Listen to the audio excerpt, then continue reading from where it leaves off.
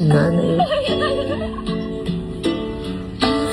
Nakakamiss yung ano yung tawag ko sa kanya lagi. Ganda ng mga ngiti niya. Nakikita niyo yun? Wala. Nakakamiss. Tanggap ko naman na pero nakakamiss. Masakit. Yung alam mo, yung pakiramdam mo, durog na durog ka. Parang binagsa ka ng yung dibdib mo parang pinakadagan.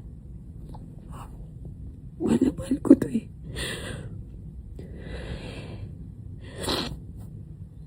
Kahit saan ako lumigon.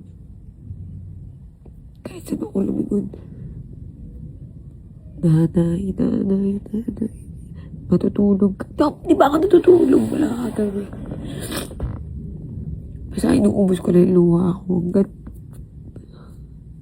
alam ko ayaw ng nanay na umiiyak ako. Ito gusto ko lang to share sa inyo kung ano yung sakit na nararamdaman ko kasi nahirap kinkimin ba? Doon sa burol niya di ako makaiyak. Ayoko ipakita eh. Pero kailangan mo iiyak pala, no? Kasi kahit anong tago mo, sakit. Hindi uubra, hindi ka iiyak.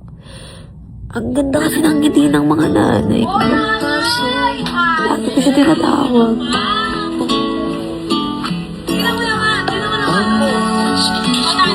Lahat ng nagpapasaya sa kanya, binibigay ko yun. Ito yung time na pinaka talagang kinatatakutan ko.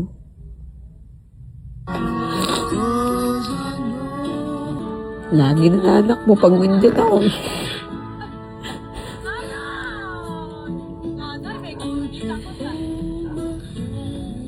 Wala katapusan yung iyak.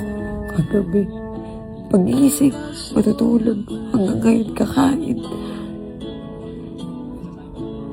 Alam ko, kailangan ko pa rin naman para kailangan akong bumangon. Pero masakit bago lang kasi. Nagpapagiti niya.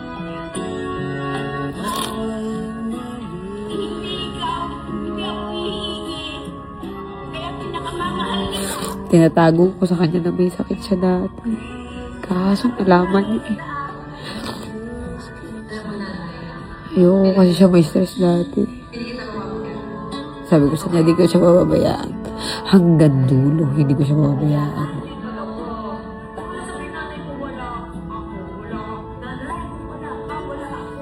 Wala siya. Totoo naman. Video ng nanay.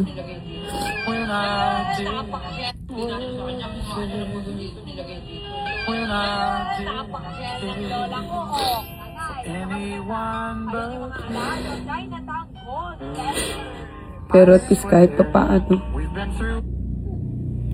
nabigay ko sa kanya yung masarap na buhay. Wala, nagawa lang akong video kasi maghapon ako iyak na iyak eh. Magdamag.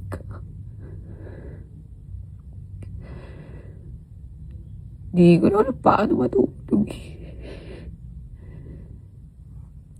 Namimiss ko naman ako. Lahat ginawa ko. Wala, ganun lang talaga. Lahat naman tayo dadating sa ganyan na una lang talaga si nanay.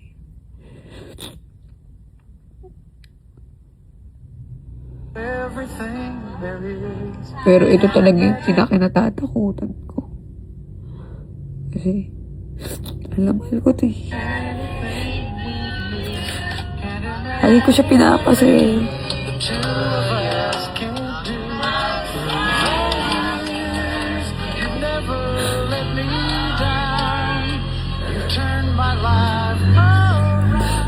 Basta,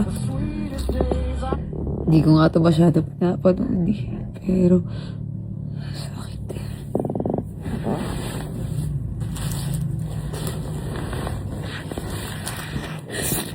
Wala lang. Gusto ko lang i-share sa inyo yung nararamdaman ko ngayon. Yung panghihirap.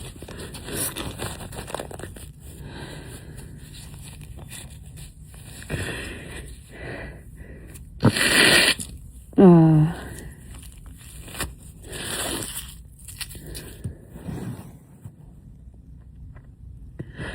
Nakakamiss. Dati, yung binibili ko kay nanay, yung pinipili ko sa kanya dati, yung message ko dun sa kaibigan ko, dati binimessage ko siya. Dati binimessage ko si nanay. Nanay, anong gusto mong gold? Nanay, anong gusto mong pagkain? Pumipili ako dati ng mga gold niya, mga pagkain.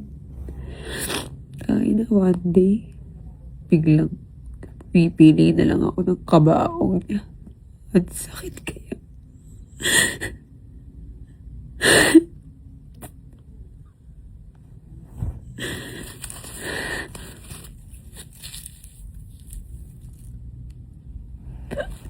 Paano ba sa huling araw? Paano ba sa huling araw? Ililibig siya. Mamimiss ko siya. Sobra.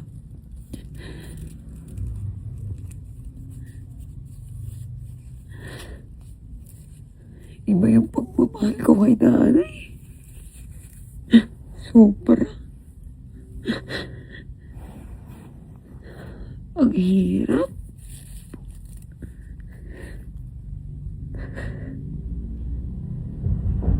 Pero okay na rin kasi hindi na siya nahihirapan. Ganda ng ngiti niyo. Lagi yung nakangiti. Smiling face kasi yun eh. Lagi yung bungis parang bata. At sabi niya pa sa akin nung bago siya mamatay. Sabi niya,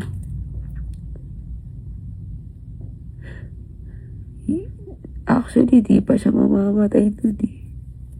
Nilabas ko siya na St. Luke's. Nung nakaraan kasi nag-seizure siya. Sabi niya gusto niya nang umuwi. Hindi na siya nagre-response. Nung dumating ako, tsaka lang siya nag-response, gumalaw. Lahat ng doktor hindi siya papagalaw. Nung dumating ako, bigla siyang gumalaw, dumilat siya. Pagdilat niya, sabi ko, nanay, uwi na tayo.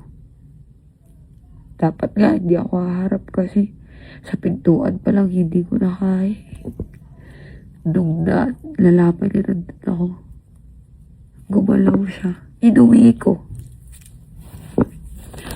Nung pag-uwi namin, naging okay. Nakapagsalita pa. Pero sabi ng mga doktor, hindi na daw alam ko kailan makakagising. Pero nung dumating ako, nagising siya. Sabi niya gusto niya nang umuwi. Sabi ko, uwi na tayo. Sabi niya, oo. Tapos pagdating sa bahay, nagsasalita. Dinala ko siya dun sa sa healer. Para kahit papano, gumaling si nanay. Lumakas pa ng konti. Nag-improve naman. Lumakas siya at yun, at least kahit papano, nakapagpaalam kami lahat. Wala lang. Namimiss ko si nanay. Pero syempre, kailangan tanggapin. Ganun talaga. Diba?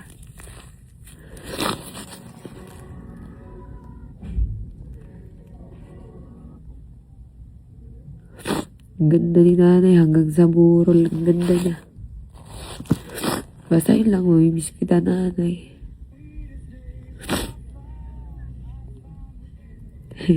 Sa lahat ng video niya, may may pera siya. Natulog na ako.